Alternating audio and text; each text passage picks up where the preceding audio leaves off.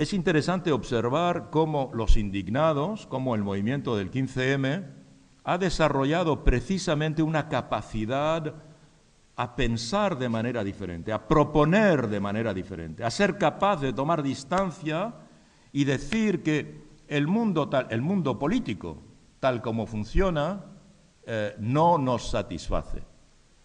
La democracia representativa, tal como está funcionando, no satisface, no es satisfactoria. Algo no funciona en la democracia. En particular, algo no funciona en nuestras sociedades cuando, digamos, los mercados, lo que se llama los mercados, es decir, las potencias financieras, son capaces de imponerle a los políticos, que son los únicos que hemos elegido, su conducta. Cuando nosotros no hemos elegido a los mercados financieros. Algo no funciona. No funciona cuando la corrupción, ¿verdad?, está en tantos lugares, y en particular en la política. No funciona cuando instituciones financieras, banqueros, financieros, etcétera, tienen la capacidad de chantajear a la sociedad. Algo no funciona.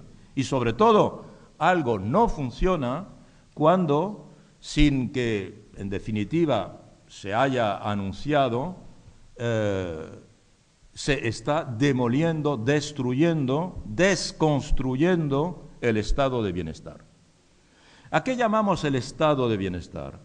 El estado de bienestar también es una utopía realizada, es una bella utopía realizada, que empieza con las luchas de los trabajadores en el siglo XIX, que van reclamando poco a poco, primero, derechos políticos, el derecho de voto. Piensen que algunas democracias, decía yo antes, las mujeres no votaban, pero tampoco votaban los pobres. Para votar había que ser propietario. Es lo que se llamaba el voto censitario. Solo votan los que tienen propiedad.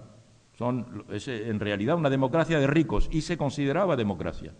Entonces, hay una lucha por más derechos políticos, más derechos sociales, más derechos culturales, el derecho a la escuela, derecho a ir a la escuela en sociedades esencialmente analfabetizadas y que querían alfabetizarse, para acceder a la cultura, al saber, al debate, y acceder evidentemente a la discusión sobre el poder. Bien, ha habido estas luchas y en particular los trabajadores han ido imponiendo, después de luchas terribles, quiero decirles que nosotros, en particular actualmente, estamos acostumbrados a que cuando los trabajadores protestan, pues aunque haya algunos disturbios, en general, en nuestras sociedades, hablo de las sociedades desarrolladas europeas, la policía o los cuerpos de represión reprimen, ¿verdad?, pero no matan, o pocas veces matan, digamos. Mientras que la norma durante el siglo XIX, como hoy lo estamos viendo, por ejemplo, hoy se ven estas escenas terribles en Siria, por ejemplo, donde se dice, bueno, la policía o el ejército ha disparado contra la gente civil que manifestaba, mujeres, hombres y niños. Pero eso era la norma en Europa durante el siglo XIX y buena parte del siglo XX. ¿Saben ustedes cuándo el ejército, no estoy hablando de la policía, ¿saben ustedes cuándo el ejército dejó de dispararle a los obreros que protestaban en Francia? En 1948. Hasta 1948, cuando los obreros protestaban, el Estado sacaba al ejército y el ejército disparaba. O sea, que ha habido luchas terribles para obtener pequeños derechos. Hay que saber que el 1 de mayo, que es la fiesta de los trabajadores, durante decenios el 1 de mayo fue sinónimo de masacre. Estaba prohibido manifestarse el 1 de mayo. No en la dictadura de Franco, sino en todos los países europeos, antes de los años 30. O sea, toda la segunda mitad del siglo XIX y buena parte del siglo XX, El 1 de mayo era efectivamente una especie de guerra entre las fuerzas de represión y los trabajadores que querían expresarse ese día, y siempre se soldaba por decenas y decenas de muertos. ¿Y para qué luchaban aquellas personas? Luchaban para tener el derecho a trabajar 8 horas diarias y no 10 horas diarias. Luchaban para tener el derecho de tener un día de vacaciones a la semana, el domingo, y no todos los días de la semana. Domingo y luego hubo el sábado por la tarde. Luchaban para tener el derecho de seguir cobrando cuando estaban enfermos, de tener un derecho de poder ser curados sin perder su trabajo. Luchaban por tener el derecho a algunas vacaciones, pequeñas vacaciones, una semana al año. Luchaban por ese tipo de derechos. Así poco a poco se fue construyendo el estado de bienestar. Derecho a tener acceso a la salud gratuita, tener derecho a la escuela gratuita, tener derecho a lo que se llaman los servicios públicos. Bien, pues hoy a lo que estamos asistiendo es al desmantelamiento de ese edificio del estado de bienestar. ¿Okay? Hoy, en nombre de la crisis, el capitalismo en su momento neoliberal está tratando de suprimir todas esas ventajas, hacer que la salud cada vez sea más cara, que la enseñanza sea cada vez más privada. La idea es ir privatizando el sistema de jubilaciones, que es otra de las grandes conquistas, poder marcharse a la jubilación después de haber trabajado tantos años y percibir, seguir cobrando hasta el fallecimiento del trabajador, cosa que es un derecho también adquirido. Repito, ninguno de esos derechos ha sido regalado. Ninguno. Todos esos derechos han sido resultado de las luchas de nuestros padres o de nuestros abuelos que lo han conseguido, después de luchas, repito, muy difícil. Y hoy se va retirando poco a poco, se está de hecho deshaciendo una utopía, y lo vemos con nuestros ojos, con los ajustes, con los planes de austeridad, en particular en ocasión de esta crisis tan brutal. O sea que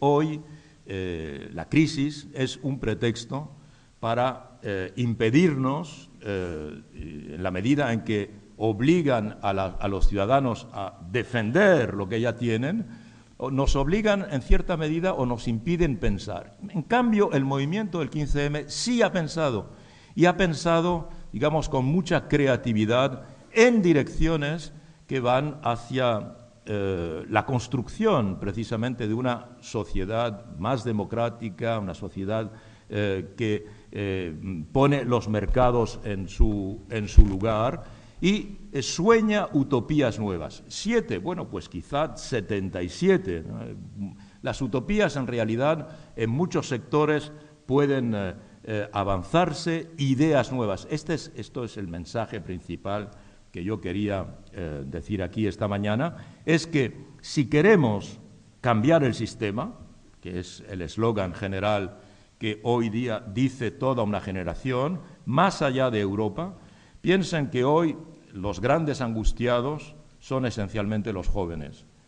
Los jóvenes entran hoy, son lo que podríamos llamar una generación sin futuro. Si nada cambia, es una generación sin futuro. Por primera vez, desde que se construyó el estado de bienestar, los jóvenes de hoy tendrán un nivel de vida inferior al de sus padres.